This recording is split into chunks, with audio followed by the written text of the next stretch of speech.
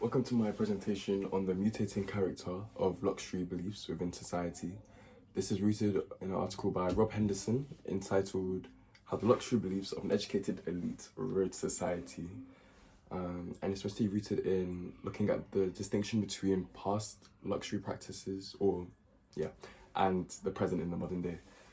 So looking back to 1800s and 1900s, Henderson argues that luxury was once a physical, aesthetic, or physically exerted practice by the elite in 1800s. So this would include, kind of fashion, like wearing nice suits and ties, the consumables, so having a nice feast or drinking lots of wine, and then finally the leisurely, so the ability to maybe pay for a golf club subscription, or to be able to afford swimming lessons.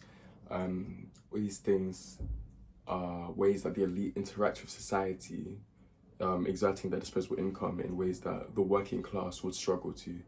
And so through that dissonance, through that distinction in how different classes interact with their society, they are able to distinguish themselves in their ability to exert themselves. And then Henderson argues this changes in the modern day, mostly due to the rise of internet, digitalization and globalization, which makes a lot of things just very accessible. There's a lot of like worldwide shipping now. A lot of brands will become international, like with the advertising to other places. Also, a lot of shops will maybe leave, England or like America to go set up factories in maybe the global south or other nations. So there's just a lot more interaction between the different classes that makes it difficult, or more difficult potentially than in the past, to discern themselves from one another. Henderson argues that the new wave of luxury has changed to the conceptual and now exists within the mind, with the ideas that you converse and promote. So he argues that the elite are mostly conserved to the university setting for at least this new upcoming generation. So that's the main site of his studies.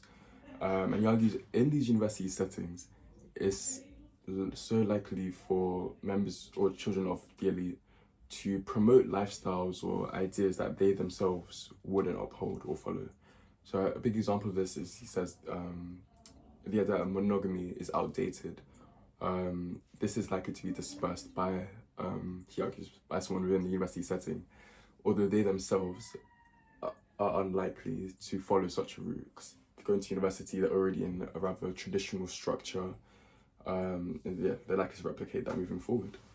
So similarly to disposable income, which was, a physical currency in the 1800s, Henderson argues that now tolerance, or kind of open-mindedness, quote unquote, becomes a kind of a conceptual currency for gaining approval from other people. And interestingly, I think Henderson makes the point that it's rich people or the elite that are likely to be the most concerned with attaining and securing approval, even though they already have it in surplus. And I guess because it's just very cyclical, in the way that there's a constant need to secure power or knowledge.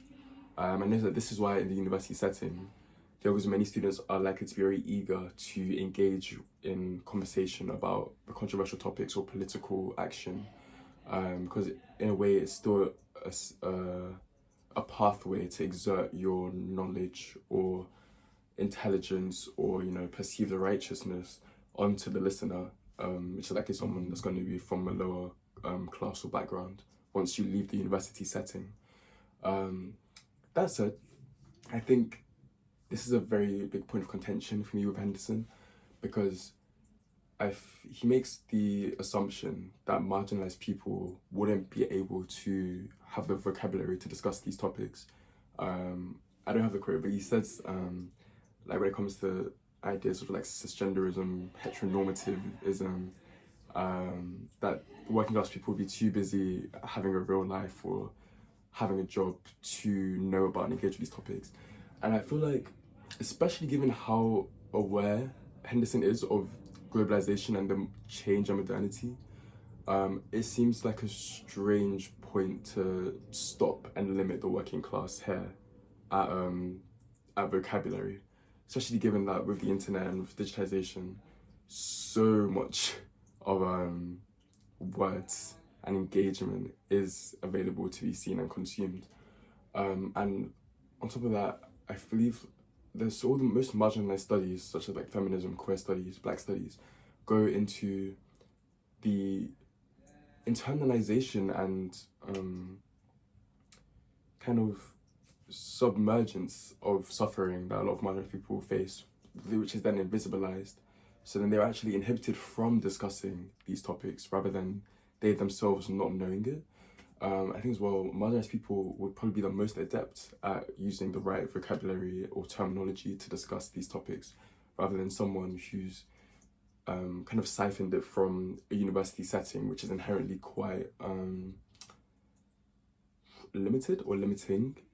I think, yeah, marginalized people would definitely be able to compete in the kind of conceptual arena of, yeah, what is to be promoted and what's to be discarded.